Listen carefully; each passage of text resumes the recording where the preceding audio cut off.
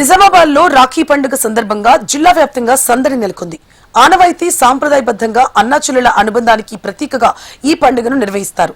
తమ అన్నదమ్ములకు శుభాకాంక్షలు తెలుపుతూ తమను చల్లగా చూడాలంటూ రాఖీలు కడతారు. రేపు రాఖీ పండుగ నేపథ్యంలో జిల్లాలో షాపులన్నీ రద్దీగా మారిపోయాయి.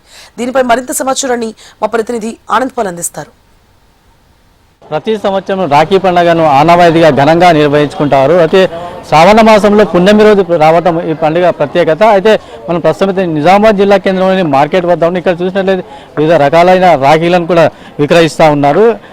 ప్రత్యేకంగా కుమార్గల్లి నిజామాబాద్ జిల్లా కింద చూసిన కుమార్గల్లి ఈ రాఖీలకు చాలా పేరుగాంచిందని కూడా చెప్పుకోవచ్చు.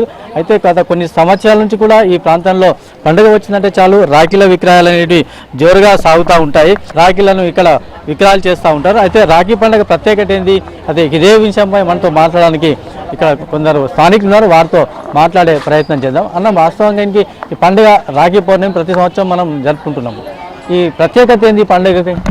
ప్రతి సంవత్సరం శ్రావణ పౌర్ణమి రోజు యొక్క రక్షాబంధన్ జరుపుకోవడం జరుగుతుంది. అన్న చెల్లెళ్ళ అక్క తమ్ముళ్ళ వాళ్ళ సంబంధానికి ప్రత్యేకంగా ఈ రక్షణ జరుగుతుంది. నేను నీకు రక్ష, నువ్వు నాకు రక్ష, మనం ఈ దేశానికి రక్ష అనే విధంగా ఈ యొక్క రక్షాబంధాన్ని అందరం కూడా కలిసిగా జరుగుతుంది.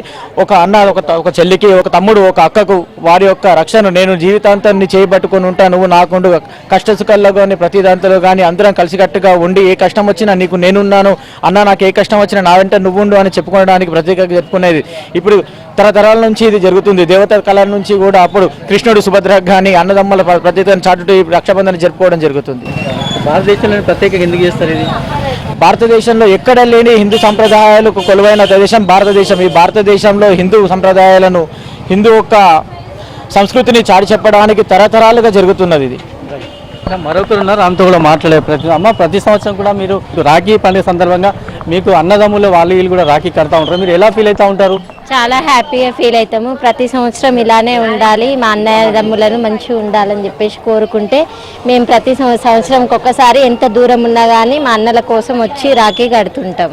కుటుంబ సభ్యులతో అన్నదమ్ములు ఎలా ఫీల్ అవుతూ ఉంటారు? చాలా ఆనందంగా ఫీల్ అవుతారు. మా అన్నదమ్ములు కూడా సంవత్సరంకి ఒకసారి మా కోసం మా చెల్లెలు మాకు వస్తున్నారని చెప్పేసి చాలా హ్యాపీగా ఫీల్ అవుతారు. ప్రతి సంవత్సరం ఇలానే రావాలని చెప్పేసి చాలా ఆనందంగా ఉంటారు. మేము కూడా చాలా హ్యాపీగా జరుపుకుంటాం.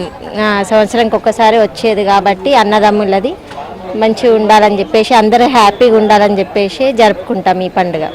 రాఖీ పండుగ వచ్చింది అంటే ఇక్కడ కుమార్గల్లో ప్రత్యేకత రాఖీల వ్యాపారం ఏ విధంగా ఉంటుంది? చాలా బాగుంటుంది వ్యాపారం అనేది. ప్రతిసారి ఉత్సాహంగా ఉంటారు అందరూ వచ్చి ఇక్కడనే కుమార్గల్ అంటే స్పెషల్గా రాఖీలు దొరుకుతాయి కాబట్టి ఇక్కడ అందరూ ఇక్కడికే వస్తారు. ఎక్కడున్నా కానీ ఇక్కడికే వచ్చి స్పెషల్గా తీసుకుంటారు. అన్ని రాకులు, కృష్ణుడు, వినాయకుడు, రాముడు, అన్ని రకాల రాఖీలు ఉంటాయి మా దగ్గర. అన్ని డిజైన్లు ఉంటాయి. ఆలు హైపర్ ఫ్యాన్సీ స్టోర్లో ఇంకా స్పెషల్గా దొరుకుతాయి.